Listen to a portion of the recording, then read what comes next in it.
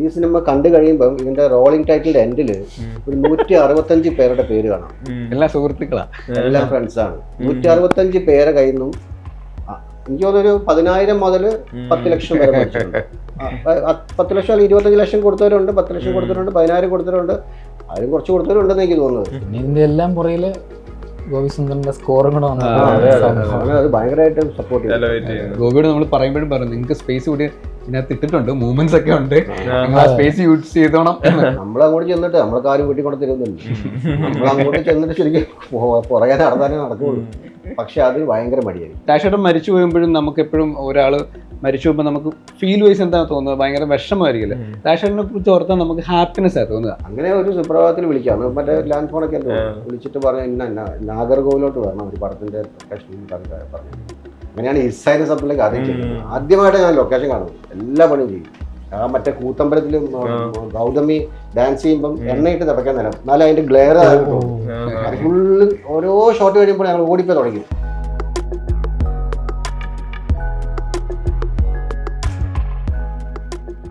The Cue show ടൈമിൽ Thomas Sebastian, Aneesh Lal, Kaiprasad, welcome.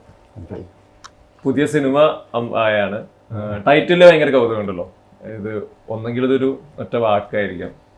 പലപ്പോഴും ഈ പറഞ്ഞ ഇനീഷ്യൽ പോലെയാണ് ചില കാര്യങ്ങൾ അങ്ങനെ വരാറുണ്ട്, ഒരു പേരിനൊപ്പം ചേർത്ത് പറയാറുണ്ട് ഇത്തരം വാക്കുകൾ. അതിനപ്പുറത്തേക്ക് ഈ എന്ന് പറയുമ്പോൾ ഇതിലെന്ത് പൂരിപ്പിച്ചെടുക്കണം, ഇതെന്താണ് ഡെലിവറി ചെയ്യേണ്ടത്, ഇതിലൊരു കൺഫ്യൂഷൻ ആളുകൾക്ക് ഉണ്ടാവും, ഒരു ക്യൂരിയോസിറ്റി ഉണ്ട്. എന്തുകൊണ്ടാണ് ഈ ഒരു ടൈറ്റിൽ തുടങ്ങുന്നത്? ആക്ച്വലി ഈ ടൈറ്റിൽ ആദ്യം പ്രസാദ് ഈ ടൈറ്റിൽ വന്ന് എന്നോട് പറഞ്ഞപ്പോൾ എനിക്കും കൺഫ്യൂഷൻ ഉണ്ടായിരുന്നു. ഞാൻ പ്രസാദ് പറഞ്ഞു, പ്രസാദ് ഇത് ആൾക്കാർ പറയുമോ? പ്രസാദ് പറഞ്ഞു ഞാൻ 1-2 പേരോട് പറഞ്ഞു. പ്രസാദിൻ്റെ IT ഫീൽഡൊക്കെ ആയതുകൊണ്ട് അവിടെ ഒത്തിരി ടെക്നീക്സൊക്കെ ഉണ്ടല്ലോ, അപ്പോൾ അവരൊക്കെ ഭയങ്കര എക്സൈറ്റഡ് ആണ് ഇത് കേട്ടത്. പിന്നെ ഞാനും കുറച്ച് ആൾക്കാരോടൊക്കെ ഇതിനെക്കുറിച്ച് പറഞ്ഞപ്പം പുതിയ ജനറേഷനിലുള്ള ആൾക്കാർക്ക് പോലും ഇത് വർക്കാവുന്നുണ്ട്. ഒരു പുതുമയുണ്ടല്ലോ. ഇനി ഇതൊക്കെ കഴിഞ്ഞിട്ട് ഒരു ദിവസം ഞാൻ സിബിസാറിൻ്റെ ഒരു വെബ് സീരീസിൻ്റെ ഒരു മീറ്റിംഗ് ആയിട്ട് ഞങ്ങൾ ഒന്നിച്ചൊരു ദിവസം ഉണ്ടായിരുന്നു. അന്നാണ് പ്രസാദ് എനിക്ക് ഫസ്റ്റ് ഇത് അയക്കുന്നത്. അപ്പോൾ സിബിസാറിന് എൻ്റെ ഗുരുവാണല്ലോ. അപ്പോൾ എനിക്ക് സിബിസാർ ഒന്ന് കാണുന്നത് ഡിസൈൻ ചെയ്തിട്ടുള്ള സാധനമാണത്. എന്നല്ല ഇപ്പോഴത്തെ ഡിസൈൻ ചെയ്തിട്ടുള്ള സാധനം ഞാൻ സാറിനെ കാണിച്ചു. സാറ് പെട്ടെന്ന് അത് വായിച്ചു. കൊള്ളാം, അമ്മാന്നും വേണമെങ്കിൽ വായിക്കല്ലേന്ന് ചോദിച്ചു. അപ്പോൾ അങ്ങനെ ആണ് ഇതിലേക്ക് എത്തുന്നത്. ഞാൻ പിന്നെ ഫുള്ളി കോൺഫിഡൻ്റ് ആയത് അങ്ങനെയാണ്. അതെനിക്ക് ചെറിയ സംശയം, വാലിഡേഷൻ എനിക്ക് ഭയങ്കരമായിട്ട് കോൺഫിഡൻസ് തന്നു. അത് ഭയങ്കര കാര്യം. പുള്ളി പെട്ടെന്ന് മനസ്സിലാക്കി, അത് കൃത്യമായിട്ട് അതിലേക്ക് എത്തി. അപ്പം അതുകൊണ്ട് പിന്നെ കൺഫ്യൂഷൻ വന്നില്ല. നമ്മൾ അതിലേക്കോട്ട് പോയി. പല പേരുകൾ വന്നിരുന്നു, ഒരുപാട് പേരുകൾ വന്നിട്ട് പോയതാണ്. പലപ്പോഴും തോന്നിട്ടുണ്ട് സിനിമ എത്രയൊക്കെ പണിയെടുത്താൽ ഈ ടൈറ്റിലിന് വേണ്ടിയിട്ടുള്ള ഒരു ഓട്ടോ. പിന്നെ എന്താണെന്നറിയാം, ടൈറ്റിൽ ഇതിൻ്റെ ഒരു വേറൊരു വാല്യൂ എന്ന് പറഞ്ഞാൽ ഈ ഫിലിം കണ്ട് കഴിയുമ്പോഴാണ് ഇത് കണക്ട് ആവുന്നത്. ആൾക്കാർക്ക് ഇത് കൃത്യമായിട്ട് കണക്ട് ആവുന്ന ഫിലിം കണ്ടു കഴിയുമ്പോഴാണ്. അതിൻ്റെ ഒരു കണക്ഷൻ മാത്രമല്ല, ഇതിനപ്പുറത്തേക്ക് ഒരു പേരുണ്ടോ അങ്ങനത്തെ ഒരു നമുക്ക് വന്ന ആശയക്കുഴപ്പം എല്ലാം അതായിരുന്നു. ഒരു പടം കാണുന്നതിന് മുൻപ് ഈ പേര് വെച്ചിട്ട് ആളുകൾ എങ്ങനെ ഒരു സിനിമ സമീപിക്കും, മനസ്സിലാകുമോ, അങ്ങനെയുള്ള പ്രശ്നങ്ങളൊക്കെയാണ്. സിനിമ കണ്ടിറങ്ങുമ്പം എല്ലാവരും സമ്മതിക്കും ഇതിനേക്കാളും നല്ലൊരു പേര് കൊടുക്കാൻ പറ്റില്ല. അതിൻ്റെ കുറച്ച് പെട്ടെന്ന് തോന്നുന്ന സംഗതികളല്ലാതെ വേറെ കുറച്ച് ഒരു 4-5 കാര്യങ്ങളുണ്ട്. അപ്പം അതെല്ലാം കൂടെ കണക്റ്റായി വരുന്നുണ്ട്. ഒരു 5-6 കാര്യങ്ങളുണ്ട്. അത് ചിലത് നമ്മൾ ബോധപൂർവ്വം അങ്ങനെ ഇട്ടതല്ല, ചിലതങ്ങ് വന്നതാണ്. പക്ഷേ പിന്നീട് ആലോചിച്ച് നോക്കുമ്പം നമുക്ക് പിന്നീട് ഈ പടത്തിൻ്റെ പറഞ്ഞെല്ലാം ശേഷം നമ്മൾ പിന്നീട് ആലോചിച്ച് എഴുതാനാണെങ്കിൽ നമുക്ക് കറക്റ്റായിട്ട് മാപ്പ് ചെയ്യാൻ പറ്റും. ഒരു 6-7 കാര്യങ്ങൾ ടൈറ്റിലുമായിട്ട് കണക്ട് ചെയ്ത് എഴുതാൻ പറ്റും. നമ്മൾ അതിന്റെ ഒരു പുതുമ തന്നെ ഒരു ക്യാപ്ഷനാക്കി മാറ്റി. പേരിലെ ക്യാപ്ഷൻ അങ്ങനെ കൊണ്ടുവന്നതാണ്. കാരണം വെച്ചാൽ പേരിലൊരു പുതുമ ഉണ്ടെന്ന് പിന്നീട് പലരും പറയുമ്പോഴും പലരും പറയുന്നത് കൊള്ളാനും ഇതിന് പുതുമ ഉണ്ടല്ലോ എന്ന്. ആ പുതുമ എന്നുള്ള വാക്കിൽ നിന്നാണ് ഞങ്ങള് ക്യാപ്ഷനിലേക്ക് പോയത്. പറയാനുള്ള ഒരു ബുദ്ധിമുട്ട് ആൾക്കാർക്ക്. ഇത് എങ്ങനെ ആരും അങ്ങനെ ഒരുമിച്ച് ഇത് ഈ വാക്കുകൾ ഉപയോഗിച്ചിട്ടില്ലല്ലോ. വെരി എൻഡിൽ കിടക്കുന്ന കോമ്പിനേഷൻ ആരും ഉപയോഗിച്ചിട്ടുണ്ടാവില്ല. അതുകൊണ്ട് ഇതിന്റെ ഒരു ബേസിക് ആയിട്ട് നമ്മൾ പടം കാണാൻ പോകുമ്പോൾ ഇന്ന പടമാണ് ഞാൻ കാണാൻ പോകുന്നത് പ്രാക്ടീസ് ആയിട്ടുണ്ട്. ഇതിൽ ചോദിക്കാനുള്ളത് ഈ പറഞ്ഞ പോലെ ഒരു ഫാമിലി ഇമോഷൻ എന്നൊക്കെ പറയുമ്പോൾ പലപ്പോഴും എത്ര നല്ല ഡ്രാമ എഴുതി വെക്കുമ്പോഴും എക്സിക്യൂട്ട് ചെയ്യുമ്പോഴും എത്ര നല്ല ക്യാരക്ടേഴ്സും പെർഫോമൻസ് വരുമ്പോഴും ഇമോഷൻ ഓഡിയൻസായിട്ട് കണക്ട് ആവാതെ പോകുന്ന സിനിമകൾ കണ്ടിട്ടുണ്ട്. അപ്പോൾ എടുക്കുന്ന വർക്ക് ചിലപ്പോൾ എല്ലാം രസമായി വരുമ്പോഴും അതിന്റെ ഏറ്റവും കോർ ഇമോഷൻ ഓഡിയൻസിനോട് കണക്ട് ആവുക, അവർക്ക് ഇത് ലോക്ക് ആയിരിക്കാം. അവർ എല്ലാവരും സിനിമ എങ്ങനെ എടുക്കുന്ന വെച്ച് കഴിഞ്ഞാൽ അവർക്ക് എവിടെയും അവരുടെ ലൈഫായിട്ട് കണക്ട് ചെയ്യുന്നിടത്താണ് ഇത് കിക്ക് ചെയ്യുന്നവർക്ക്. അപ്പൊ അത്തരത്തിലൊരു ഇമോഷണൽ സിനിമ എഴുതുന്ന ഒരു ഇമോഷണൽ ഡ്രാമ എഴുതുന്ന സമയത്ത് ഇമോഷൻ ഭയങ്കര ജെന്യുവൻ ആയിരിക്കണം, ആളുകൾ കണക്ട് ചെയ്യണം. അപ്പോൾ ഈ പറഞ്ഞ പല പല നിങ്ങളുടെ ഇടയിലെ കോൺവെർസേഷൻ ഉണ്ടാവാം, ഇതിൽ ഈ പറഞ്ഞ ചെറിയ ചെറിയ വഴക്കുകൾ ഉണ്ടാവാം, ഇതിൽ ലോക്ക് ചെയ്യാനായിട്ടുള്ളത്. ഇമോഷണൽ ലോക്ക് ഓഡിയൻസിന് മുന്നേ നിങ്ങൾക്ക് കിട്ടുന്നത് അതെവിടെ ശരിക്കും? അത് ആക്ച്വലി എനിക്ക് തോന്നുന്നത് എന്താണെന്ന് വെച്ചാൽ, ഒന്നാമത് എനിക്കത് കൂടുതൽ വർക്കാവാനുള്ള കാര്യം എൻ്റെ ഒരു സ്കൂളിന്റെ ഒരു സ്വഭാവത്തിനാണ്.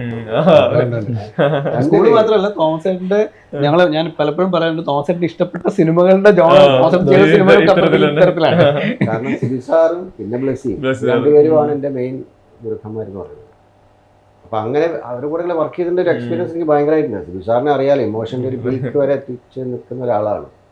അപ്പം എനിക്കിത് കണക്റ്റ് ആവാൻ വലിയ ബുദ്ധിമുട്ടില്ലായിരുന്നു. പിന്നെ ഞങ്ങൾ 3 പേരും ഇരുന്ന് അതിന്റെ കാര്യങ്ങൾ ഡിസ്കസ് ചെയ്ത് തന്നെ ഓരോ സീൻസും ചെയ്യുന്നത്. അതിൻ്റെതായ ഒരു ഫീലുണ്ട്. എനിക്കൊന്ന് ഷൂട്ടിംഗ് പ്രോസസ്സ് വരെ എന്റെ തലേന്ന് വരെ നമ്മൾ ഈ പ്രോസസ്സിലൂടെ പോയി തന്നെയാണ്. മാറ്റങ്ങൾക്ക് എനിക്ക് കവികൾ നമ്മൾ ഒരുപാട് സെഷൻസ് തോമസേട്ടനും പറയും, ഞാനും പറയുമ്പോൾ അത് എടുക്കാനുള്ളൊരു ഇതുണ്ടല്ലോ, നമുക്കത് റൈറ്റർ അത് ഉൾക്കൊള്ളാനുള്ളൊരു സാധനം, അത് ഇമ്മീഡിയറ്റ് 2 ദിവസം കഴിഞ്ഞാൽ അത് വേറൊരു വേർഷനിലേക്ക് നമ്മളെ എക്സൈറ്റ് ചെയ്യുന്ന വേർഷനിലേക്ക് തിരിച്ചു കൊണ്ടുവരും. അപ്പൊ അത് തന്നെ ശരിക്കും അത് ഭയങ്കര ഹെൽപ്പ്. ഇതിന്റെ ഒരു പ്രത്യേകത എന്ന് വെച്ചാൽ, നമ്മളൊരു മേക്കിങ്ങിൽ പോലും ഒരു ഇമോഷൻ ഡ്രാമ അല്ലെങ്കിൽ അങ്ങനെയുള്ള ഒരു സീൻസ് മേക്ക് ചെയ്യുന്നതിന് തന്നെ ഡിഫറെന്റ് ഉണ്ട്. കാരണം വെച്ചാൽ വളരെ ഇപ്പൊ ഈവൻ ലെൻസിങ്ങിൽ പോലും നമ്മൾ അത് കുറച്ചുകൂടെ ചൂസ് ചെയ്യായിരിക്കും. ഒരു കോമഡി ഒരു സ്ലാപ്സ്റ്റിക് ആയിട്ടുള്ള കോമഡി എടുക്കുന്ന യൂസ് ചെയ്യുന്ന പോലത്തെ ഒരു ഫെയിൽ ആയിരിക്കില്ല ഒരിക്കലും. അപ്പൊ നമ്മൾ ഒത്തിരി ആലോചിച്ച് ഇമോഷനെ നമ്മൾ എത്രത്തോളം ആൾക്കാരിലേക്ക് കയറ്റാൻ പറ്റുന്നു അതനുസരിച്ചുള്ള ലെൻസും കാര്യങ്ങളൊക്കെ യൂസ് ചെയ്തത്. അപ്പോൾ അനീഷായിട്ട് ഞാൻ ഡിസ്കസ് ചെയ്യാൻ വെച്ചാൽ നമുക്ക് അനീഷും അത് ഭയങ്കര സപ്പോർട്ടാണ്. അങ്ങനെ നമുക്ക് അങ്ങനെ ചുമ്മാ എടുത്തിട്ട് ചെയ്യാൻ പറ്റത്തില്ല. ഒരു സാധാരണ ഇപ്പോൾ ഒരു കോമഡി പടം ചെയ്യുകയാണെങ്കിൽ നമുക്കറിയാം, അതിന് നമുക്ക് എങ്ങനെ വേണമെങ്കിലും അത് ഇതാ പറയും. ഇത് വളരെ സൂക്ഷിച്ച് കൈകാര്യം ചെയ്യേണ്ട വിഷയം. അൺവാണ്ടഡ് ഡിസ്ട്രാക്ഷൻസ് ഒക്കെ ഒഴിവാക്കുക, പ്രോപ്പർ നമ്മുടെ കണ്ടന്റിലേക്ക് ആളുകൾ കാണണം. അതാണ് അതിലേക്ക് ഈവൻ കളേഴ്സിൽ പോലും നമ്മൾ അത് സട്ടിലാക്കുക. പോലും അതിന് വളരെ ഇമ്പോർട്ടൻറ്റ്. നമ്മൾ ചില ഇമോഷൻസ് ചില ടോണിൽ വരെ അതിന് ഇമോഷൻ കിടപ്പുണ്ട്. ക്യാരി ചെയ്യാൻ വേണ്ടിയൊക്കെ ശ്രമിച്ചിട്ടുണ്ട്.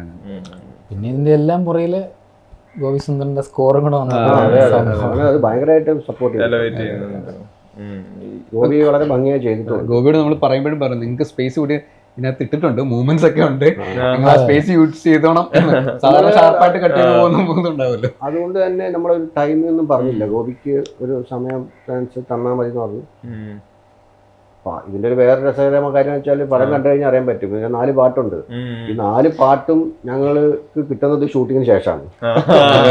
പക്ഷെ ഞാൻ ഒരു ധാരണ വെച്ചിട്ട്, നമുക്കൊരു ധാരണയുണ്ടല്ലോ, അതാണ് ഞാൻ പറഞ്ഞത്, നമ്മൾ ഈ സിബ്സാറിന്റെ സ്കൂളിന്റെ ധാരണയാണ്. അത് എത്രയോ പ്രാവശ്യം ഞാൻ അനുഭവിച്ചിട്ടുള്ളതാണ്. അങ്ങനെ ഒരു ധാരണ വെച്ചിട്ട് ഞാൻ എൻ്റെ മനസ്സിലുള്ളത് വെച്ചിട്ട് കുറെ ഷൂട്ട് ചെയ്തു. അത് എഴുതി വെച്ചതുണ്ട്, അല്ലാത്തതുമായ കുറെ. എനിക്കറിയാം ഈ സീക്വൻസിൽ ഇന്ന പോലെ കുറച്ച് എടുത്ത് വെച്ചില്ലെങ്കിൽ ആ ഇമോഷൻ കിട്ടത്തില്ല എന്നറിയാം. അതുകൊണ്ട് തന്നെ കുറെ കൊച്ചിന്റെ കുറെ പോർഷൻസ് ഷൂട്ട് ചെയ്തു. അതൊക്കെ നമ്മുടെ മനസ്സിലുണ്ട് ഒരു രസം. പക്ഷെ അതിന് എങ്ങനെ ഈ പാട്ട് എങ്ങനെ വരുമെന്ന് എനിക്ക് അറിയില്ലായിരുന്നു. പിന്നെ ഈ വിഷ്വലും കൂടെ ഗോപിനെ കുറച്ച് കാണിച്ച് ഗോപി പക്ഷേ വിഷ്വലും പൂർണ്ണമായിട്ട് കണ്ടില്ല. വിഷ്വലൊക്കെ അങ്ങനെ ഒത്തിരി പോയില്ല. അങ്ങനെ പോയി കഴിഞ്ഞാൽ ചിലപ്പോൾ അതിലെ ലോക്കായിട്ടോ. അപ്പൊ അങ്ങനെ കാണിച്ചില്ല. എന്നാലും അതിന് ഇമോഷനൊക്കെ പറഞ്ഞു കൊടുത്തിട്ടാണ് പുള്ളി പാട്ടുകൾ ചെയ്തത്. പാട്ടൊക്കെ നന്നായി വന്നിട്ടുണ്ട്. ഇതില് രസമായി തോന്നിയിട്ടുള്ളത്, ഈ ഒരു പോസ്റ്റ് 2019 എറയിലെ മലയാള സിനിമ കൂടുതലായിട്ട് ഹൈ റേഞ്ച് കയറുന്നുണ്ട്. കൂടുതൽ ത്രില്ലർ സിനിമകളിലാണ്. പലപ്പോഴും ചോദിക്കാറുണ്ട് ത്രില്ലർ സിനിമകളുടെ റൈറ്റേഴ്സിനോട് ഡയറക്ടേഴ്സിനോടൊക്കെ എന്തുകൊണ്ടാണ് പിന്നെ ഹൈ റേഞ്ച് എന്നുള്ളത്. അവർ പറയുന്ന ഉത്തരം ഈ പറഞ്ഞ പോലെ അതിന്റെ നിക്കൂട്ടത, ഈ ഐസൊലേറ്റ് ആയി ജീവിക്കുന്ന മനുഷ്യന്മാർ, ഇതെല്ലാം പറയാറുണ്ട്. ഇവിടെ ഒരു ഡ്രാമ സ്വഭാവമുള്ള കുറച്ചും കൂടെ ഇമോഷണൽ കയറ്റിറക്കങ്ങളോട് പോകുന്ന ഒരു സിനിമ നിങ്ങൾ എന്തുകൊണ്ടാ ഹൈ റേഞ്ച് കയറിയത്? ഉത്തരം തോന്നുന്നു 1970-കളിൽ പാലായിൽ നിന്ന് ഹൈ റേഞ്ചിലേക്ക് കയറിയ എൻ്റെ അച്ഛൻ. ഞാൻ ഈ ബേസിക്കലി മൂലമറ്റത്ത് ജനിച്ച് വളർന്ന ആളാണ്, പക്കാ മൂലമറ്റംകാരനാണ്. അപ്പോൾ നേരത്തെ പറഞ്ഞാൽ ഈ ഇടുക്കിയുടെ ബൈ ഡിഫോൾട്ട് കുറച്ച് കാര്യങ്ങളുണ്ട്. ഇപ്പം നമ്മൾ ഇടുക്കിയിൽ വെറുതെ ക്യാമറ വെച്ചാൽ അതിനകത്ത് ഒരു മിസ്റ്ററി സ്വഭാവം വന്നു പോകും. നമുക്ക് ഞങ്ങളൊക്കെ ആ കാലത്തെന്ന് പറഞ്ഞു കഴിഞ്ഞാൽ രാവിലെ വീട്ടിൽ നിന്ന് ഇറങ്ങി വൈകിട്ട് തിരിച്ച് വീട്ടിൽ വരാൻ പറ്റുമോ എന്ന് ഉറപ്പില്ലാത്ത പോലെ പ്രകൃതി ശക്തികളായിട്ട് മല്ലിട്ട് ജീവിച്ചിട്ടുള്ള കക്ഷികളാണ്. അപ്പോൾ അതിനകത്തൊരു ബൈ ഡിഫോൾട്ട് ഒരു നിഗൂഢതയുണ്ട്. അപ്പോൾ പിന്നെ പിന്നെ ഇത് സ്റ്റോറി സ്റ്റോറി ആൻഡ് സ്ക്രിപ്റ്റ് എൻ്റെ ഫസ്റ്റ് സംഭവമാണ്. അപ്പോൾ നമുക്ക് കുറച്ചും കൂടെ നമ്മൾ കണ്ട് ശീലിച്ചിട്ടുള്ള ഇമോഷൻസിൻ്റെ കേസ് പറയുമ്പോഴും നമ്മൾ ഭാവന ഇതിൻ്റെ ഒരു മിക്സാണ്. പക്ഷേ നമ്മൾ കുറച്ചും കൂടെ കണ്ട് ശീലിച്ചിട്ടുള്ള സംഭവമാകുമ്പോൾ നമുക്ക് കുറച്ചും കൂടെ ഇത് കൈകാര്യം ചെയ്യാൻ എളുപ്പമുണ്ട്. അപ്പം നമ്മൾ ഇപ്പോൾ ഈ സിനിമയിലെ കാര്യം പറയുവാണെങ്കിൽ ഞാനത് വേറൊരു സ്ഥലത്ത് പറഞ്ഞു. ഞാൻ ആക്ച്വലി ഇതിൽ രണ്ട് പേരെ ഒഴിച്ച് ബാക്കി എല്ലാ കഥാപാത്രങ്ങളെയും സത്യം പറഞ്ഞാൽ നേരിട്ട് കണ്ടിട്ടുണ്ടെന്ന് തന്നെ പറയാം. അതിൽ ഒരു കഥാപാത്രത്തിൻ്റെ പേര് സോണിയ എന്നാണ്. അങ്ങനെ ഒരു ക്യാരക്ടറിനെ ഞാൻ എവിടെയും കണ്ടിട്ടില്ല. അതുകൊണ്ട് സിനിമയിലും ഒരു സംഭവം സംഭവിച്ചിട്ടുണ്ട്. ആ പേരൊന്ന് ഓർത്ത് വെച്ച് സോണിയ ക്യാരക്ടറിന് എന്ത് സംഭവിച്ചു എന്നുള്ളത് ഒരിക്കലും കണ്ടിട്ടില്ല. പിന്നെ കവി എന്ന് പറഞ്ഞിട്ടൊരു ക്യാരക്ടറുണ്ട്. പുള്ളി പ്രായം കൊണ്ട് ഡിഫറെൻ്റ് ആണ്, പക്ഷെ എന്തായാലും കുറച്ച് ആത്മകഥാംശം ഉള്ള കുറച്ച് കാര്യങ്ങൾ അതിൽ വന്നിട്ടുണ്ട്. ബാക്കിയുള്ളവർ നമുക്ക് നേരിട്ട് കണ്ട് ശീലിച്ച കഥാപാത്രങ്ങൾ, അവരുടെ ജീവിതം, അതിൽ നിന്നൊക്കെ പകർത്തിയ സംഭവങ്ങളാണ്. അപ്പം ഒരു കഥ ആലോചിച്ച് വന്നപ്പോൾ പിന്നെ അതിൻ്റെ അകത്ത് കഥയിൽ തന്നെ ഇങ്ങനെ കുറച്ചൊരു ലോക്ക്ഡ് ആയിട്ടുള്ളൊരു സ്ഥലം ആവശ്യമാണ്. അപ്പോൾ ഇത് പലതും ഒരുമിച്ച് വന്നു. അപ്പോൾ നമുക്ക് പറയാൻ എളുപ്പമുള്ള, നമുക്ക് കൈകാര്യം ചെയ്യാൻ എളുപ്പമുള്ള ഒരു സ്ഥലം എന്നുള്ളതും, പിന്നെ ആലോചിച്ച് വന്ന കഥ ഇതുപോലൊരു സ്ഥലത്താണ് ഇത് രണ്ടും കൂടെ ഒരുമിച്ച് വന്നപ്പോൾ അവിടെ അങ്ങ് സംഭവിച്ചു പോയതാണത്.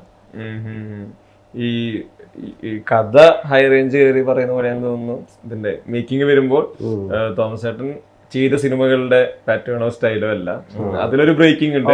പുതിയത് ഒരെണ്ണം ട്രൈ ചെയ്യുന്നൊരു കാര്യമാണ് സംഭവിക്കുന്നുണ്ട്. തീർച്ചയായിട്ടും ഒത്തിരി മാറ്റിയാണ് ചെയ്തിരിക്കുന്നത്. അങ്ങനെ ഒരു പിന്നെ അനീഷിന്റെ വർക്ക് ഗംഭീരമായിട്ട് അനീഷ് ചെയ്തു തന്നിട്ടുണ്ട്. ലൊക്കേഷൻ നന്നായിട്ട് കാരണം ഇതിലെനിക്ക് തോന്നിയത് നമ്മൾ പല ആവർത്തി ഇടുക്കി കണ്ടു, പല രീതിയില് പല സമയങ്ങളിൽ കണ്ടു. പിന്നെയും കാണിക്കുമ്പോൾ ആളുകൾക്ക് ഇതിൽ കണക്ട് ആവണം. അതില് വിഷ്വലിന് ഭയങ്കര പിന്നെ മടുപ്പുണ്ടാവാനും പാടില്ല. എന്നാൽ അതിനുവേണ്ടി എക്സ്ട്രാ എഫേർട്ട് ഇട്ടിട്ടുമില്ല. അതായത് നമ്മളിപ്പം ഭംഗിയാക്കണം എന്നൊരു പ്രോസസ്സ് മൈൻഡിലില്ല. എക്സാക്ട് എന്താണോ ഇടുക്കി അതേ ഞങ്ങൾ റെൻഡർ ചെയ്യാൻ ശ്രമിച്ചിട്ടുള്ളൂ. കാരണം നമുക്ക് ഒരു സ്ഥലത്തെത്തുമ്പം ഇതിനെ ഏറ്റവും മനോഹരമാക്കാം എന്ന് ചിന്തിച്ചിട്ടില്ല. അതിനെ എക്സാക്ട് എങ്ങനെയാണോ ആ കഥയ്ക്ക് എത്രത്തോളം വേണ്ടോ അതേ വെച്ചിട്ടുള്ളൂ. ആ ലെവലിലാണ് മൊത്തത്തിൽ സിനിമോഗ്രാഫി കഥ ആ റൂട്ടിലാണ് പോയേക്കുന്നത്. പിന്നെ ഒരു ഗുണം വേറൊരു കാര്യം എന്താണെന്ന് വെച്ചാൽ നമ്മൾ പല ലൊക്കേഷനും ഇപ്പം നമ്മളിപ്പോൾ ഒറ്റപ്പാലത്ത് ഷൊർണൂരൊക്കെ ഷൂട്ട് ചെയ്യുമ്പോൾ നമ്മൾ എവിടെ ചെന്നാലും സിനിമയിൽ വന്ന ലൊക്കേഷൻസ് ആയിരിക്കും. നമുക്ക് ഭയങ്കര കൺഫ്യൂഷനാണ്. പെട്ടെന്ന് നമ്മൾ അങ്ങോട്ട് പോകും. മറ്റേ സീൻ ഇവിടെ അങ്ങനെ ഒരു ഗുണം കിട്ടുകയെന്ന് വെച്ചാൽ ഇതൊക്കെ ഇത് ഷൂട്ട് ചെയ്തിട്ടേ ഇല്ലോ. 80% സിനിമ കണ്ടിട്ടേ ഇല്ല. ഷൂട്ട് ചെയ്യാൻ പറ്റിയോണ്ട് നമുക്ക് ഭയങ്കര നമുക്ക് തന്നെ ഒരു ഫ്രഷ്നസ് ഉണ്ട്. എവിടെ എങ്ങനെ ഫ്രെയിം വെച്ചാൽ നമുക്കുള്ളിൽ അങ്ങനത്തെ ഭൂമിയാണ്, കീട്ടം തൂക്കായിട്ടുള്ള ഭൂമിയും അവിടെ ഒറ്റപ്പെട്ട വീടുകളും അങ്ങനത്തെ അത്ര എത്തപ്പെടാൻ ബുദ്ധിമുട്ടുള്ള സ്ഥലങ്ങളും ഒക്കെ ആയിരുന്നു. ഒറ്റപ്പെട്ട ഒരു മലയോര ഗ്രാമം എന്നുള്ളതാണ് നമ്മുടെ ഒരു പ്ലോട്ട്. അത് എക്സാക്ട്ലി അങ്ങനെ തന്നെയാണ്, ഒറിജിനലി അത് അങ്ങനെയാണ്. അപ്പൊ അതുകൊണ്ട് ആരും എക്സ്പ്ലോർ ചെയ്തിട്ടില്ല, അങ്ങോട്ട് പോയിട്ടില്ല. മൂലമറ്റത്തൊക്കെ ഒരുപാട് ഷൂട്ട് കാണുന്നുണ്ട്, പക്ഷെ ഇത് മൂലമറ്റ ഈസ്റ്റ് ആണ്. അങ്ങോട്ട് വന്നിട്ട് ഞങ്ങൾ ഒരു മറ്റേ ഹോസ്പിറ്റലിൽ ഷൂട്ട് ചെയ്തു. അതുപോലും അവര് ഫസ്റ്റ് ടൈം ഓൾമോസ്റ്റ് എല്ലാം ഫ്രഷ് ലൊക്കേഷൻസ് ആണ്. അങ്ങനെ യൂസ് ചെയ്ത ലൊക്കേഷൻസ് ഒക്കെ കുറവാണ്. തോമസ് ചേട്ടന്റെ ഈ കരിയർ നോക്കുമ്പോഴേ ഈ ടൈം സ്പാനിൽ ഇൻഡിപെൻഡന്റ് ആയതിനു ശേഷം സിനിമകളുടെ എണ്ണം വളരെ കുറവാണ്. ഈ ഒരു ലോങ് ജേർണിയില് അതെന്തുകൊണ്ട് ഭയങ്കര സെലക്റ്റീവ് ആവുന്നതാണോ, മടിയാണോ? പലരും മടിയെ പറ്റി പറയാറുണ്ട്. ഈ മടി എന്നൊക്കെ പറയാം. 2-3 കാര്യങ്ങളുണ്ട്. മടി ഒരു കാരണമാണ്. മടി ഒന്നാമത് നമ്മൾ ഇങ്ങനെ ചെന്ന് സംസാരിച്ച് അങ്ങനെ ഒരു സിസ്റ്റം എനിക്കില്ല. അത് വളരെ കുറവാണ്. അത് എല്ലാവരും എന്നോട് പറയാറുണ്ട്. അങ്ങനെ അല്ല ഒരു ഫിലിം നമ്മളങ്ങോട്ട് ചെന്നിട്ട് നമ്മളെ കാര്യം വീട്ടിൽ കൊണ്ട് തരുന്നില്ല. നമ്മളങ്ങോട്ട് ചെന്നിട്ട് ശരിക്കും പുറകെ നടത്താനേ നടക്കുകയുള്ളൂ. പക്ഷെ അത് ഭയങ്കര മടിയായിരിക്കും. അതൊരു ഘടകമാണ്. രണ്ടാമത് ഒരു സ്ക്രിപ്റ്റ് ഉൾക്കൊണ്ട് അതിലേക്കൊണ്ട് ഇറങ്ങാനും ഭയങ്കര സമയമാണ്. ഞങ്ങൾ ഒത്തിരി ഡിസ്കസ് ചെയ്ത് ഇതിന്റെ ഇടയിലും ഒരുപാട് പ്രോജക്ട്സുകൾ ഒന്നും വെച്ചാൽ വെറുതെ ഇരിക്കുന്നില്ല എന്നുള്ളതാണ്. ഞാൻ ഒന്നെങ്കിൽ സിബി സാറിന്റെ വർക്കിന്റെ കൂടെ പോകും, അല്ലെങ്കിൽ ബ്ലസ്സിന്റെ കൂടെ പോകും. അപ്പോൾ അതുകൊണ്ട് നമ്മൾ അങ്ങനെ ഒരു നമുക്ക് അത് തോന്നുന്നില്ല. അതുകൊണ്ട് ഇങ്ങനെ അങ്ങ് പോവുക. അപ്പൊ നമ്മുടെ സ്വന്തം വർക്കിന് നമ്മൾ അങ്ങനെ മുന്നോട്ട് പോയിക്കൊണ്ടിരിക്കുകയാണ്. സത്യത്തിൽ പലരും പറയാറുണ്ട്, ഇപ്പം ചോദിച്ച ചോദ്യം കറക്റ്റാണ്. വളരെ ചോദിക്കേണ്ടത് എന്തിനാ ഇങ്ങനെ ഗ്യാപ്പ്, ഇത്ര ഒരു കൊല്ലം കഴിഞ്ഞിട്ട് എന്താ 2 കൊല്ലം 3 കൊല്ലം കഴിഞ്ഞിട്ടാണ് അടുത്ത പടത്തിലേക്ക് നമ്മൾ ഇറങ്ങുന്നത് തന്നെ. പിന്നെ 1 കൊല്ലം കഴിഞ്ഞിട്ടാണ്. പിന്നെ വേറൊരു കാര്യം, ആർട്ടിസ്റ്റിൻ്റെ ഡേറ്റ് അവൈലബിലിറ്റി ഒരു ചെറിയ പ്രശ്നം തന്നെയാണ്. ഇനിയിപ്പോൾ ഞാനൊരു കഥയായിട്ട് ചെന്നാൽ തന്നെ 1 വർഷം കഴിയാതെ ഒരു ആർട്ടിസ്റ്റിനെ പടം ചെയ്യാൻ പറ്റും. എനിക്കൊന്നും തുടങ്ങുമ്പോഴേ പറഞ്ഞ മായ ബസാറിൽ വരുമ്പോൾ അതൊരു മമ്മൂട്ടി പടമാണ്. അവിടെ നിന്ന് ബ്രാൻഡ് ചെയ്ത് തുടങ്ങിയിട്ട് അധികം സിനിമകളിൽ പിന്നെ ഈവൻ ജമുനാപ്പാനി പോലും ചാക്കോച്ചന്റെ ഡേറ്റ് ഉണ്ടായിട്ട് പോലും ഞങ്ങൾക്ക് അത് തുടങ്ങാൻ ഏതാണ്ട് 8 മാസം എടുത്തു. ചാക്കോച്ചൻ ഓപ്പൺ ഡേറ്റ് കിടക്കുക. എന്നിട്ട് പോലും അങ്ങോട്ടും ഇങ്ങോട്ടും ലൊക്കേഷൻ ശരിയാവുന്നില്ല, ഇങ്ങോട്ടായി ആർട്ടിസ്റ്റിനെ കിട്ടാതെ വന്ന് പിന്നെ അങ്ങനെ ഡിലേസ് ഇങ്ങനെ വന്നുകൊണ്ടിരിക്കുന്നു. എന്തായാലും സിനിമയാണ് അങ്ങനെ നമ്മൾ വിചാരിച്ചു. നടക്കാൻ സാധ്യതയില്ല. പിന്നെ ഇനി ഞാൻ ആലോചിക്കുന്നത് എന്താണെന്ന് വെച്ചാൽ ഇമ്മീഡിയറ്റ് ആയിട്ട് പ്രോജക്റ്റിലോട്ട് തന്നെ കയറണം, അഗ്രസീവായിട്ട് നിൽക്കണം, എന്നാലേ ശരിയാവുള്ളൂ. കാരണം ഇതങ്ങ് തണുത്തു പോകുന്നതിന് മുമ്പ് വേറെ ഒന്നിലേക്ക് കയറാൻ പറ്റുമെങ്കിൽ നല്ലതാണ്. ഈ വിചാരിക്കുന്നത് നടക്കില്ല എന്ന് പറഞ്ഞപ്പോഴേ നിങ്ങളുടെ ഈ സിനിമാറ്റിക് ജേണി ഭയങ്കര രസമുള്ളല്ലേ തുടങ്ങുന്നത്.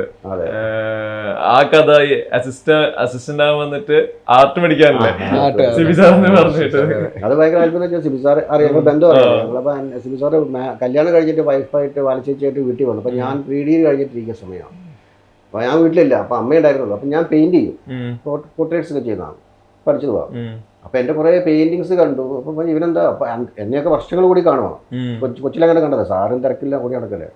അപ്പോൾ ഇത് കണ്ടപ്പോൾ അവനിപ്പോൾ വരയ്ക്കും അങ്ങനെ പറഞ്ഞു. അപ്പം പുള്ളി പറഞ്ഞു എന്തപ്പോൾ ചെയ്താൽ പ്രത്യേകിച്ച് പരിപാടിയില്ല അമ്മച്ചി പറഞ്ഞേ. അങ്ങനെയാണ് പുള്ളി പറഞ്ഞത് ഞാൻ അവനെ എൻ്റെ അടുത്ത പടത്തിൽ വിളിക്കാം, അവനെ ആർട്ട് ഡയറക്ടർ കൂടെ ആക്കാമെന്ന് പറഞ്ഞു. അങ്ങനെ ഒരു സുപ്രഭാതത്തിൽ വിളിക്കാം, മറ്റേ ലാൻഡ് ഫോണൊക്കെ അല്ലേ, വിളിച്ചിട്ട് പറഞ്ഞു ഇന്ന നാഗർകോവിലോട്ട് വരണം ഒരു പടത്തിൻ്റെ ലൊക്കേഷൻ പറഞ്ഞു. അങ്ങനെയാണ് ഇസൈന സപ്ലൈക്ക് ആദ്യം ചെയ്യുന്നത്. ആദ്യമായിട്ട് ഞാൻ ലൊക്കേഷൻ കാണുന്നത്. പിന്നെ ആർട്ട് ഡയറക്ടർ കൂടെ ആയിരുന്നു 3 പടം. 4ാമത്തെ പടമായപ്പോൾ എനിക്ക് തന്നെ തോന്നി ഇത് മുന്നോട്ട് പോകാൻ. കാരണം ഞാനൊന്നാമത് സെറ്റ് ബോയ് ആയിട്ടാണ് വർക്ക് ചെയ്തത്.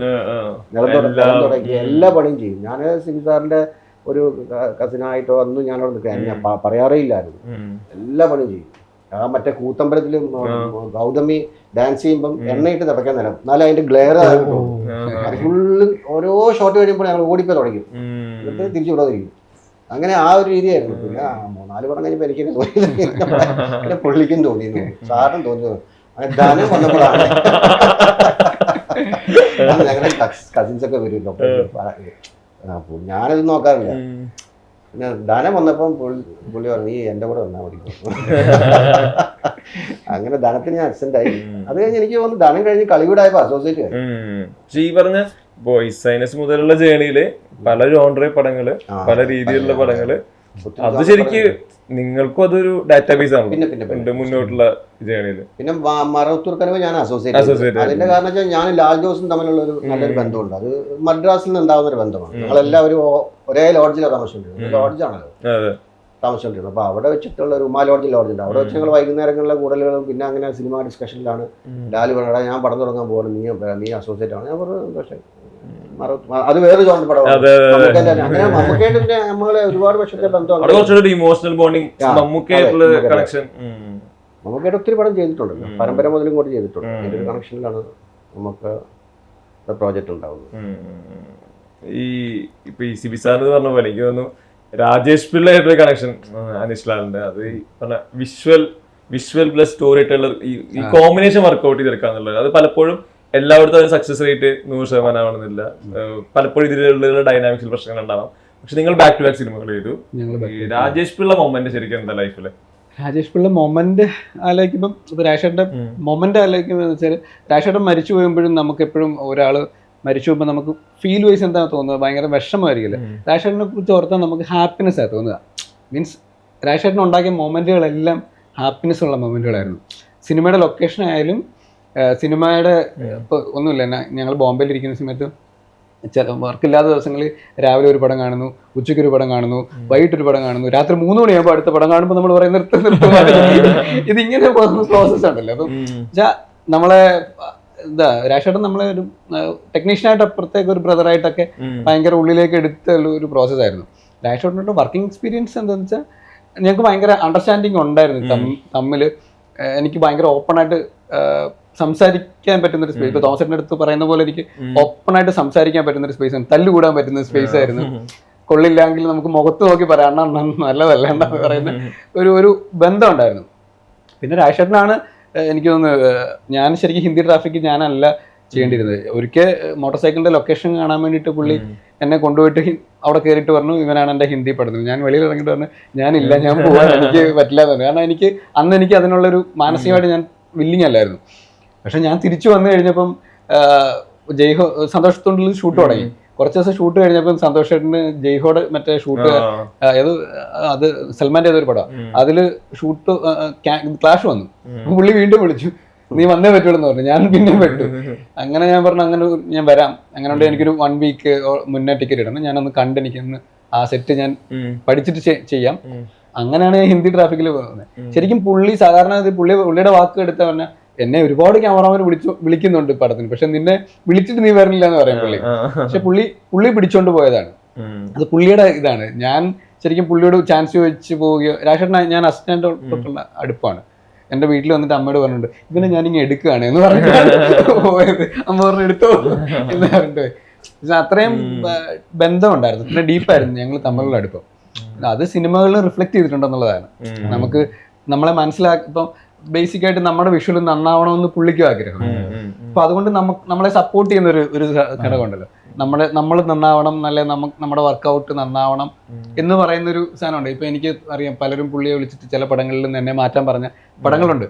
ഇപ്പം മില്ലിയിലുണ്ടായിട്ടുണ്ട്, വേട്ടയിലുണ്ടായിട്ടുണ്ട്. മില്ലിയിൽ ശരിക്കും മെയിൻ അതിൻ്റെ ഒരു താരം പറഞ്ഞിട്ടുണ്ട് അവനെ മാറ്റണം എന്നുണ്ട്. അതേ താരം തന്നെ പുള്ളിയോട് പറഞ്ഞിട്ടുണ്ട് ഫസ്റ്റ് ഡേ കഴിഞ്ഞ മൊമെന്റ് ഗംഭീര വർക്കാന്ന് പറഞ്ഞ മൊമെന്റ്. ഇപ്പൊ പുള്ളി അപ്പൊ തന്നെ ചോദിച്ചു നിങ്ങളാണ് ഇവരെ മാറ്റണമെന്ന് പറഞ്ഞ വളരെ ഓപ്പൺ ആയിട്ട് ചോദിച്ച മൊമെന്റുകളുണ്ടായിട്ട്. പക്ഷെ നമുക്ക് വേണ്ടി പുള്ളിക്ക് ഇഷ്ടമുള്ളവരോട് പുള്ളി ഏത് അറ്റം വരെയും അവരുടെ കൂടെ പോകുന്ന ഒരു സംഭവം ഉണ്ടായിരുന്നു.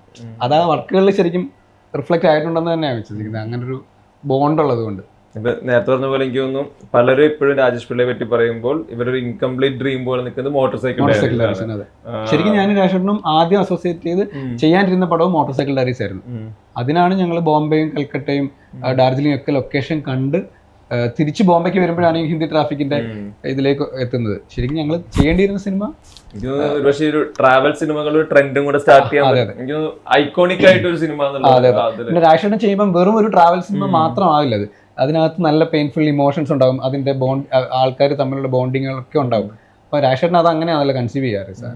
അപ്പൊ അത് വെറും ഒരു ട്രാവൽ സിനിമയുടെ പാറ്റേണിൽ അല്ലാണ്ട് വന്നേനെ ആ സിനിമ ശരിക്കും രാജേട്ടൻ മരിച്ചില്ലായിരുന്നെങ്കിൽ സംഭവിക്കാം. കാരണം സ്ക്രിപ്റ്റ് ശരിക്കും ഫുൾ ആയിട്ടില്ല. രാജേട്ടന്റെ മനസ്സിൽ ഈ സിനിമ ഫുള്ളുണ്ട്, പക്ഷെ ഇത് പേപ്പറിൽ പൂർണ്ണമായിട്ട് എഴുതി വെച്ചില്ല. പേപ്പർ എടുത്ത് എന്നും ഇരിക്കും, പക്ഷെ ഇത് സംസാരിച്ചത് ഡിസ്കസ് ചെയ്ത് അത് അവിടെ നിർത്തിയിട്ട് പോകും. പക്ഷെ അത് ഞങ്ങൾ ഈ വേട്ട കഴിഞ്ഞിട്ട് അതിന്റെ ഡിസ്കഷൻ ഓൾറെഡി ലൊക്കേഷനിൽ തുടങ്ങിയിരുന്നു. പൈറലി പ്രൊഡ്യൂസേഴ്സ് വരികയും അതിന്റെ മീറ്റിംഗ് അടുത്തത് നമ്മൾ അതാണ് ചെയ്യുന്നതെന്നുള്ളൊരു ഇതായിരുന്നു സംഭവിച്ചത്. അതിന്റെ ഇടയിലാണ് സംഭവിച്ചത്. ഈ ഒരു എഴുത്തുകാരൻ ടേൺഡ് പ്രൊഡ്യൂസർ എന്നുള്ളത് അതിൽ ഈ റെസ്പോൺസിബിലിറ്റി രണ്ട് തരത്തിലാണല്ലോ. ക്രിയേറ്റീവ് സൈഡിലെ റെസ്പോൺസിബിലിറ്റി ഉണ്ട്, ഇതിന്റെ ഈ പറഞ്ഞ പോലെ സെല്ലബിലിറ്റി, മറ്റേ റിസ്ക് ഫാക്ടേഴ്സ് വെച്ചിട്ടുള്ള റെസ്പോൺസിബിലിറ്റി ഉണ്ട്. ഇത് രണ്ടും ബാലൻസ് ചെയ്യുന്നത് ഇതിലെവിടെയാണ് ഒരു ഓഡിയൻസ് ഇരിക്കുന്നത്, ഓഡിയൻസ് പെർസ്പെക്റ്റീവ് എവിടെയാണ് ഇരിക്കുന്നത്? അതെ, അതിൽ ശരിക്കും ചലഞ്ചുണ്ട്. ചില സമയത്ത് ഇത് രണ്ടും തമ്മിൽ കോൺഫ്ലിക്റ്റ് വരും, അവിടെയാണ് പ്രശ്നം. ഇപ്പം എഴുത്തുകാരൻ്റെ ഒരു ആഗ്രഹം, ഭാവന പരമാവധി അഴിച്ചുവിടണം എന്നാണ്, നമുക്ക് എന്ത് എഴുതാൻ പറ്റണം. പക്ഷേ ഇപ്പം എന്താ പറയുന്നത്, നമുക്ക് ഒരാളെ കൊല്ലണമെങ്കിൽ പ്ലെയിൻ ക്രാഷ് ചെയ്യാം, അല്ലെങ്കിൽ ഒരു ഭിത്തിയിൽ ഒരു പടം തൂക്കാം. അപ്പം എഴുത്തുകാരൻ എഴുതുമ്പം ചിലപ്പം പ്ലെയിൻ ക്രാഷ് ആയിരിക്കും, പ്രൊഡ്യൂസർ ഭിത്തിയിൽ പടം തൂക്കാം. മനസ്സിലായില്ലേ? അപ്പം ഈ ഒരു കോൺഫ്ലിക്റ്റ്, അപ്പം ഇതിൻ്റെ ഇടയ്ക്കൊരു ലൈനാണ് നമ്മൾ പിടിക്കേണ്ടത്. അപ്പോൾ അതൊരു പ്രശ്നമായിട്ടുണ്ട് ചില നമ്മൾ ഈ അത് ശരിക്കും എഴുത്തിൽ തന്നെയുണ്ട്. ഇപ്പം നമ്മളൊരു ഭയങ്കര കോൺഫ്ലിക്റ്റിംഗ് ആയിട്ടുള്ള ഒരു സിറ്റുവേഷൻ നമ്മൾ എഴുതുമ്പോൾ അപ്പം പല ക്യാരക്ടേഴ്സ് പല രീതിയിൽ ചിന്തിക്കണം. അപ്പം നമ്മൾ ഒരാൾ തന്നെ അങ്ങോട്ടും ഇങ്ങോട്ടും ചെസ്സ് കളിക്കുന്നുള്ളൊരു പ്രശ്നമുണ്ട്. നമുക്കറിയാം മറ്റേയാളുടെ മൂവ്.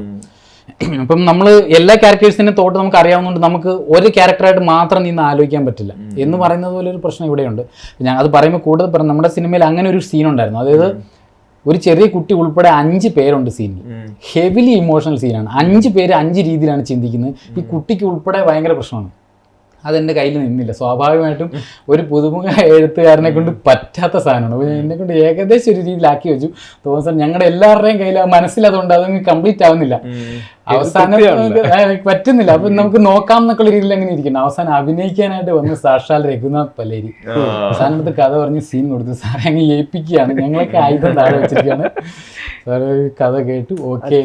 നമുക്ക് വായിക്കുമ്പോൾ നമ്മൾ ഉള്ളിലോട്ട് നന്നായിട്ട് കയറും. പക്ഷേ ഈ സീൻ പ്രസാദ് പറഞ്ഞാൽ അത് കുറച്ച് ഇമോഷണലാണ്, ഭയങ്കര കുറച്ച് കോംപ്ലിക്കേറ്റഡ് ആണ്. അപ്പൊ അത് രഘുവട്ടൻ പ്രസാദ് പറഞ്ഞു, പ്രസാദ് രഘുവട്ടനോട് നമുക്ക് ചോദിച്ചാൽ ജസ്റ്റ് എന്തോന്ന് റീറൈറ്റ് ചെയ്ത് ജസ്റ്റ് കറക്റ്റ് ചെയ്യാനാ പറഞ്ഞു. സ്ട്രക്ചർ ഉണ്ടായിരുന്നു, പക്ഷെ അത് മിനിമലി ചെയ്യാന്നുള്ള ചെറിയ വാക്കുകളോട് കമ്മ്യൂണിക്കേറ്റ് ചെയ്യാന്നുള്ള പ്രോസസ്. രഘുവട്ടൻ വായിച്ചിട്ട് പറഞ്ഞാൽ പിന്നെ ഞാൻ എന്നെ ഒന്ന് റൂമിലേക്ക് വിടാമെന്ന് വെച്ചു. ലൊക്കേഷനിലാണ് വന്നത്. പുള്ളിയെ വണ്ടി കൊടുത്ത് വിട്ടു. പിറ്റേ രാവിലെ സീനായിട്ട് വന്നു. പ്രസാദ് ആദ്യം വായിച്ചിട്ട് വേറെ വായിച്ചോക്കാൻ പറഞ്ഞു. ഞാൻ വായിച്ചു. ഇതില് നിങ്ങൾക്കൊരു കൈൻഡ് ഓഫ് സ്കൂളിംഗ് ആണല്ലോ. രഘുനാഥ് പലേരി വരുന്നുണ്ട്. അല്ലേ, ശരിക്കും എന്നെ സമയത്തോളം എന്നോട് വേറൊരാൾ ചോദിച്ചു, ഒരു ക്വസ്റ്റ്യൻ പോലെ ചോദിച്ചാണ്, ആസ് ഒരു ഡെബ്യൂ റൈറ്റർ എന്നുള്ള നിലയ്ക്ക് ടെൻഷൻ ഉണ്ടായിരുന്നോ? ഇത് വളരെ ഇത്രയും എക്സ്പീരിയൻസ്ഡ് ആയിട്ടുള്ള ആൾക്കാരുടെ കൂടെ വർക്ക് ചെയ്യുന്ന ടെൻഷൻ. അപ്പോൾ ഞാൻ പറഞ്ഞത് അതിനെന്തിന് ടെൻഷൻ? നമ്മളൊരു റിലേ പോലെ നോക്കുമ്പോൾ നമ്മൾ ആദ്യത്തെ ലാപ്പ് ഓടുന്നയാളാണ്, നമ്മൾ അവസാനത്തെ ലാപ്പ് ഓടുകയാണെങ്കിൽ ടെൻഷനാണ്. കാരണം ഇങ്ങനെയുള്ള ആൾക്കാരാണ് തരുന്നത്. ഇതിപ്പോൾ നമ്മൾ ആദ്യമല്ലേ, അപ്പം നമ്മൾ ബാറ്റൺ കൈമാറുന്നത് ഇത്രയും എക്സ്പീരിയൻസ്ഡ് ആൾക്കാരുടെ അടുത്ത്. ഇപ്പം നമ്മളിത് നോക്കിക്കഴിഞ്ഞാൽ തോമസ് സാർ ഇത്രയും എനിക്കൊന്ന് 30 വർഷം കഴിഞ്ഞു അല്ലേ സാറേ ആ എക്സ്പീരിയൻസ് നോക്കിക്കഴിഞ്ഞാൽ. അതുകൊണ്ട് പിന്നെ നമ്മുടെ മൊത്തം ക്രൂ എടുത്തു കഴിഞ്ഞാൽ 4 സംവിധായകരാണ്. നമ്മുടെ ലീഡ് ആക്ടറാണ്, വിജിത് ബാല ഡയറക്ടറാണ്, ട്രാഫിക്കിന്റെ കോ ഡയറക്ടർ ഇരിക്കുന്നു. അപ്പോൾ എനിക്ക് ഒട്ടുമേ ടെൻഷൻ ഇല്ല. അപ്പോൾ അതുകൊണ്ട് അത് എടുത്തു കൊടുത്ത് എല്ലാവരും കൂടെ കൂടി അങ്ങനെ സെറ്റായി. ഇപ്പൊ ഈ നേരെ നമ്മൾ പറഞ്ഞു വന്നത് പ്രൊഡ്യൂസർ ഇതാണ്, പക്ഷെ അത് എന്താണെന്ന് പോലെ പല ഇഷ്യൂസും വരും, മാനേജ് ചെയ്യണമല്ലോ. അപ്പോൾ ആ ഒരു ബാലൻസ് കീപ്പ് ചെയ്യുക. അത് പല സ്ഥലത്ത് പല രീതിയിലാണ്. പക്ഷേ ചില സ്ഥലങ്ങളിൽ ഇത് രണ്ടിൽ ആരെങ്കിലും ഒരാൾ വിജയിച്ചേ മതിയാവൂ എന്നുള്ളൊരു ഘട്ടം വന്നപ്പോൾ ഞാൻ റൈറ്ററെ വിജയിപ്പിക്കാനാണ് ശ്രമിച്ചത്. മറ്റേ സൈഡിൽ കണ്ണടച്ച് പ്രൊഡ്യൂസർ അല്ല എന്നുള്ളൊരു ബോധത്തിൽ. കാരണം ഫൈനലി ഈ സാധനം വർക്ക് ആവണമെങ്കിൽ ഈ പറഞ്ഞ ഒരു റൈറ്ററുടെ ടൂൾ എന്ന് പറയുന്നത് ശരിക്കും പേനയോ പേപ്പറോ അല്ലെങ്കിൽ അക്ഷരങ്ങളോ വാക്കുകളോ ഒന്നുമല്ല. എസ്പെഷ്യലി സ്ക്രീൻ റൈറ്ററുടെ ടൂൾ എന്ന് പറഞ്ഞാൽ ഇമോഷൻസ് ആണ്. അപ്പോൾ അത് വെച്ചിട്ടാണ് നമ്മൾ കാര്യങ്ങൾ. അപ്പോൾ അത് വർക്കൗട്ട് ആവണമെങ്കിൽ നമുക്ക് കുറച്ചൊരു സ്വാതന്ത്ര്യം കിട്ടണം. അപ്പോൾ പ്രൊഡ്യൂസർ സൈഡിൽ നിന്നില്ല അത് വേണ്ടെന്ന് പറഞ്ഞാലും നടക്കില്ല. അപ്പോൾ അതുകൊണ്ട് പ്രൊഡ്യൂസറെ കൊന്ന് മാറ്റി വെച്ചിട്ട് പക്ക റൈറ്റായിട്ടിരുന്നു. പിന്നെ ഈ പറഞ്ഞൊരു റീവർക്കാണ്, ഇതെല്ലാം ഒരു ഐഡിയേഷനാണ്. അത് കഴിഞ്ഞിട്ട് പിന്നെ നമ്മൾ റീവർക്ക് ചെയ്ത് കൊണ്ടുവരുവാണല്ലോ. അപ്പോൾ ഇടയ്ക്ക് ഇങ്ങനെ ക്യാപ്പ് മാറ്റി വെക്കും, പിന്നെ ഇത് വെക്കും. ക്വാളിറ്റിയിൽ നമ്മൾ ഫസ്റ്റിലെ എടുത്തിരുന്നു, ക്വാളിറ്റി കോംപ്രമൈസ് ചെയ്യുന്നില്ല എന്നൊരു പരിപാടി നമ്മൾ ഫസ്റ്റില് ക്യാമറ എടുക്കുമ്പോഴും കയറിയുമ്പോഴും ഒക്കെ അങ്ങനെയാണ്. നമ്മൾ അത്യാവശ്യം ഉള്ളതിൽ ഏറ്റവും നല്ല എമൗണ്ട് മുടക്കാൻ സാധ്യതയുള്ള വരാൻ സാധ്യതയുള്ള ക്യാമറയാണ്. ഞങ്ങൾ ലൊക്കേഷൻ കണ്ടിട്ട് ഞാനും പ്രസാദും അനീഷും കൂടെ ആദ്യം പോയി ലൊക്കേഷൻ കണ്ടു. ലൊക്കേഷൻ കണ്ട് എനിക്ക് ഇതെല്ലാം കഴിഞ്ഞ് ഭയങ്കര ഹാപ്പിയായി. ലൊക്കേഷൻ കണ്ട് ഹാപ്പി ആയപ്പോൾ ഞാൻ ആദ്യം പ്രസാദിനോട് അന്വേഷിച്ച് പറഞ്ഞ എൻ്റെ റെമുനറേഷൻ കുറച്ചാലും കുഴപ്പമില്ല, ക്യാമറ ഏറ്റവും ക്വാളിറ്റി. ഞാൻ അങ്ങനെ തന്നെ പറഞ്ഞു. അങ്ങനെയാണ് അനീഷ് LF-ലേക്ക് നല്ല എമൗണ്ട് ആലോചിക്കാൻ പറ്റില്ല. സിഗ്നേച്ചർ പ്രൈം ലെൻസും LF ഒക്കെ യൂസ് ചെയ്ത് ഞങ്ങളിപ്പോൾ ആടുജീവിതനോട് യൂസ് ചെയ്ത LF ആണ്. സിഗ്നേച്ചർ അത് വേറെ ലെൻസ് ആയിരുന്നു. അങ്ങനെ അപ്പൊ അനീഷിന് ആ ഫുൾ പാക്കേജിന് ആ ഫ്രീഡം കൊടുത്തു. സാധാരണ അനീഷിന് പോലെ ഒരു ഭയമായിരുന്നു ഇത് എനിക്ക് ഈ പാക്കേജിൽ ചെറിയ ക്യാമറ സെപ്പറേറ്റ് ക്യാമറ കൊണ്ടുവന്നത്. ചെറിയ പരിപാടി വരുമ്പോൾ നമ്മൾ എപ്പോഴും ആദ്യം ആലോചിക്കുക അതിനകത്ത് എവിടെയാണ് ഇവർ കട്ട് ചെയ്യാൻ പോണ, ക്യാമറയിലാണ് കട്ട് ചെയ്യാൻ പോണെന്ന് ആലോചിക്കുക. ചെറിയ ആദ്യം ആലോചിക്കുക. പക്ഷെ നമ്മൾ ചെറുതെന്ന് പറഞ്ഞ് സ്റ്റാർട്ട് ചെയ്ത പടം ഇത് വലുതായി. അതാണ് അതിന്റെ വസ്തുത. ചെറുതെന്ന് നമ്മളൊരു പറഞ്ഞ് സ്റ്റാർട്ടിങ്ങിൽ നമ്മുടെ മനസ്സിൽ ചെറിയ പടമെന്നായിരുന്നു. ഇപ്പൊ വന്ന് നിൽക്കുന്നത് ഒരു വലിയ പടത്തിന്റെ ലെവലിലാണ് വന്നിരിക്കുന്നത്. ബഡ്ജറ്റ് വൈസ് ആയാലും നമ്മൾ പതിയെ നമ്മളായിട്ട് കൂട്ടിയ ഈ പ്രോസസ്സിൽ കൂട്ടി വന്നതാണ്. അത്യാവശ്യം നല്ല ബഡ്ജറ്റ് ആയി. പിന്നെ പ്രസാദിനോട് ചോദിച്ച ചോദ്യത്തില് റൈറ്ററും പ്രൊഡ്യൂസറും തമ്മിലൊരു ചോദിച്ചല്ലോ. എനിക്ക് അത് പറഞ്ഞ കുഴപ്പമില്ലല്ലോ. സൈഡ് ഈ പ്രൊഡ്യൂസറുടെ ഭാഗത്ത് നിന്ന് പ്രസാദ് എടുത്ത എഫേർട്ട് എന്ന് പറയുന്നത് അത് സാധാരണ ഒരു പ്രൊഡ്യൂസർ ഒറ്റയ്ക്ക് സിനിമ ചെയ്യുമ്പോൾ എടുക്കുന്നതിൻ്റെ ഒരു 100 ഇരട്ടി എഫേർട്ട് ഉണ്ട് പ്രസാദ് ഈ പടം പ്രൊഡ്യൂസ് ചെയ്യുന്നത്. അതായിരിക്കും നമ്മൾ ഇതുവരെ എനിക്കൊന്നും പറഞ്ഞിട്ടില്ലാന്ന് തോന്നുന്നു. ഈ സിനിമ കണ്ടു കഴിയുമ്പം ഇതിന്റെ റോളിംഗ് ടൈറ്റിലിന്റെ എൻഡിൽ ഒരു 165 പേരുടെ പേര് കാണാം. എല്ലാ സുഹൃത്തുക്കളാണ്, എല്ലാം ഫ്രണ്ട്സാണ്. 165 പേരെ കയ്യിൽ നിന്നും എനിക്ക് തോന്നുന്നൊരു 10,000 മുതൽ 10 ലക്ഷം വരെ പഠിച്ചിട്ടുണ്ട്. 10 ലക്ഷം അല്ലെങ്കിൽ 25 ലക്ഷം കൊടുത്തവരുണ്ട്, 10 ലക്ഷം കൊടുത്തവരുണ്ട്, 10,000 കൊടുത്തവരുണ്ട്, അതിന് കുറച്ച് കൊടുത്തവരുണ്ടെന്ന് എനിക്ക് തോന്നുന്നത്. പ്രസാദിന് ഇപ്പം ഞങ്ങൾ കഴിഞ്ഞ ദിവസം മറ്റേ ഓഡിയോ ലോഞ്ചിനാണോ എവിടെയോ വെച്ച് പ്രസാദിന് പ്രമോ ഷൂട്ടിന് കുറേ പേരൊന്ന് പ്രസാദിന് ഷെയ്ഖാൻ്റെ കൂടെ പോകുന്നുണ്ട്. പ്രസാദ് പറയാം എനിക്ക് കൈ എൻ്റെ പ്രൊഡ്യൂസേഴ്സ് ആട്ടോ, ഈ കൈ ഒന്ന് പോയരൊക്കെ എൻ്റെ പ്രൊഡ്യൂസേഴ്സ്. അതന്നെ. അപ്പോൾ ആ മറ്റേ ഇവരൊക്കെ വന്നു. അപ്പോൾ അതൊരു വലിയ എഫേർട്ട്. ഇത് എഫേർട്ട് കുഞ്ഞ് എഫേർട്ടല്ല. ഇതിന് കൃത്യമായ ഡീറ്റെയിൽസ് ഉണ്ട്. ഓരോരുത്തർക്കും ഇത്ര പെർസെൻറ്റ് വെച്ച് എല്ലാവർക്കും ഒരു പെർസെൻറ്റ് വെച്ചിട്ട് അത് ഡെയിലി ഇവർക്ക് ബ്രോഡ്കാസ്റ്റ് ഗ്രൂപ്പ് ഉണ്ടാക്കിയിട്ട് ഡെയിലി അപ്ഡേഷൻസ് ഉണ്ട്. ഈ 165 പേർക്കും ഡെയിലി വൈകിട്ട് ഡെയിലി വൈകുന്നേരം പ്രസാദ് സാറേ ഞാൻ നെറ്റ് ഉള്ള സ്ഥലത്തോട് മോളോട് പോയി കഴിഞ്ഞാൽ കേട്ടോ പുള്ളി എല്ലാ അന്നത്തെ അപ്ഡേറ്റ്സ്. ഇപ്പം നമ്മൾ അന്നത്തെ സീനിൻ്റെ എന്തെങ്കിലും സ്റ്റില്ലുണ്ട് സ്റ്റില്ലെടുത്ത് അപ്ഡേറ്റ് ചെയ്യുക എല്ലാ ദിവസവും. അവരോടൊക്കെ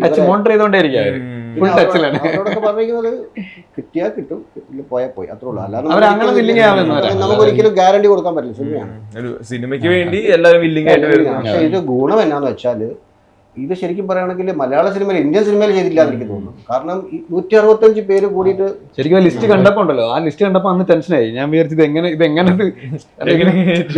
കാരണം ഇത്രയും പേരോട് നമ്മൾ പല മനുഷ്യരല്ലേ, പല ടൈപ്പ് ഓഫ് മനുഷ്യരല്ലേ. ഈ 165 ഒരു 4-5 തവണ ആവർത്തിച്ചുകൊണ്ട് പറയാണ്. ഈ 165 പേരുടെ പേര് എഴുതി കാണിക്കാൻ കാര്യം എന്താണെന്ന് വെച്ചാൽ ഫൈനലി നമ്മുടെ എൻ ടൈറ്റിൽ ക്ലോസ് ചെയ്യുന്ന സമയത്താണ് 165. ഇപ്പൊ 200. ആ 200 നിന്നത് എന്തുകൊണ്ടാന്ന് വെച്ചാൽ ഒരു പ്രൈവറ്റ് ലിമിറ്റഡ് കമ്പനിക്ക് അത്രയും പാർട്ട്നേഴ്സേ പറ്റുള്ളൂ. അത്രയും പേരൊക്കെ നമുക്ക് എങ്ങനെയാണെന്നറിയോ, ബാക്കി പ്രമോഷൻ പരിപാടി തുടങ്ങിയപ്പോഴാണ് കഴിഞ്ഞു, ബാക്കി ഫസ്റ്റ് കോപ്പി ആയി. പ്രമോഷൻ തുടങ്ങുമ്പോഴേക്കും പിന്നെ സ്റ്റെപ്പിലേക്ക് കടന്നല്ലോ. അപ്പൊ ഒരു 40 പേരും കൂടെ കൂടി. പക്ഷെ അത് പറഞ്ഞ ഒത്തിരി നീണ്ടുപോകും, നമുക്ക് പിന്നെ സംസാരിക്കാം. അത് ഒരു വേറൊരു ബന്ധമാണ്. പക്ഷെ അതിനകത്ത് വലിയ എടുത്തു പറഞ്ഞ ഇവരൊക്കെ വന്ന് പലരും പടം കണ്ടു. ഇപ്പൊ നമ്മളൊരു പൈസ ഇൻവെസ്റ്റ് ചെയ്ത് കഴിഞ്ഞാൽ ഒരു മോശം പ്രോഡക്റ്റിന് പൈസ ഇൻവെസ്റ്റ് ചെയ്യുമ്പോൾ നമുക്ക് ഓൾറെഡി ഒരു ഫീൽ വരുമല്ലോ. എനിക്കിത് നാട്ടുകാരോട് പറയാൻ പറ്റില്ല, വീട്ടുകാരോട് പറയില്ല, ഈ പടത്തിനാണ് ഞാൻ പൈസ ഇറക്കുന്നത്. വന്ന് കണ്ടവരെല്ലാം ഭയങ്കര ഹാപ്പി ആയിട്ടാണ് പോയത്. മീൻസ് അവർ അതിൽ ഫണ്ട് ഇറക്കിയാലും ഒരു റിവ്യൂവിന് കുറച്ച് പേര് എനിക്കൊന്നും ഫസ്റ്റ് കണ്ട പുള്ളി സാധനമുണ്ട്. ഇപ്പം മോശം പരിപാടിയിലേക്ക് അവർ ഇൻവെസ്റ്റ് ചെയ്തില്ല എന്നൊരു സാധനമുണ്ട്. അവർക്ക് റിഗ്രറ്റ് ഇല്ലാതെ പറഞ്ഞ കമ്മിറ്റ്മെന്റ് ഈ 2 കാര്യങ്ങളായിരുന്നു. ഒന്ന് കംപ്ലീറ്റ് ട്രാൻസ്പെറൻസി, ഇപ്പൊ നേരത്തെ പറഞ്ഞാൽ നമ്മളെ മണി മാനേജ്മെന്റിൽ കംപ്ലീറ്റ് ട്രാൻസ്പെറൻസി. അത് പക്ഷേ ആ ഒരു ട്രസ്റ്റിനെ ബേസ് ചെയ്തിട്ടാണ് അവർ തരുന്നത്.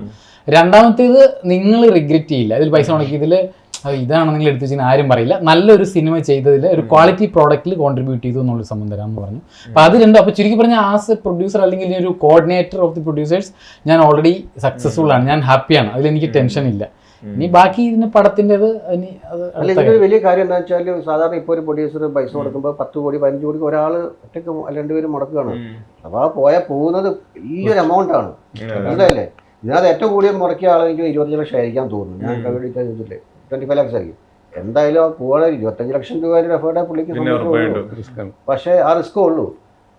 അത് നല്ലൊരു സിസ്റ്റമാണ്. ഇത് ശരിക്കും പറയാം, ഇതിങ്ങനെ ഓർഗനൈസ് ചെയ്യാൻ കൊണ്ടാൽ പറ്റുവാണെങ്കിൽ ക്രൗഡ് ഫണ്ടിങ്ങും ആണ്. ഈവൻ മുടക്കിയ പൈസ കൊടുത്താൽ പോലും അവർ ഹാപ്പിയാണ്. അവർക്ക് കിട്ടിയ പൈസ തന്ന പൈസ റിട്ടേൺസ് പോസിബിലിറ്റി ഉണ്ട് അവിടെ. അതെ, ക്രൗഡ് എന്നുള്ള വാക്ക് ആക്ച്വലി ഇതിൽ കറക്റ്റ് അല്ല. ആക്ച്വലി ക്രൗഡ് എന്ന് പറയുമ്പോൾ അൺനോൺ പീപ്പിൾ ആണ്. ഇത് പക്ഷെ എല്ലാവരും ഞാൻ പറഞ്ഞു വെറുതെ എന്റെ ഒരു ഡ്രീം പ്രോജക്റ്റ് അത് സക്സസ്ഫുൾ ആവാൻ വേണ്ടി മാത്രം എന്നുള്ള രീതിയിൽ, അതായത് റെസ്പെക്റ്റീവ് റിട്ടേൺസ് അങ്ങനെയാണ്. അപ്പം മാത്രമല്ല ഇതിൽ എല്ലാവർക്കും മിക്കവാറും പേർക്ക് അങ്ങോട്ടും ഇങ്ങോട്ടും അറിയാം.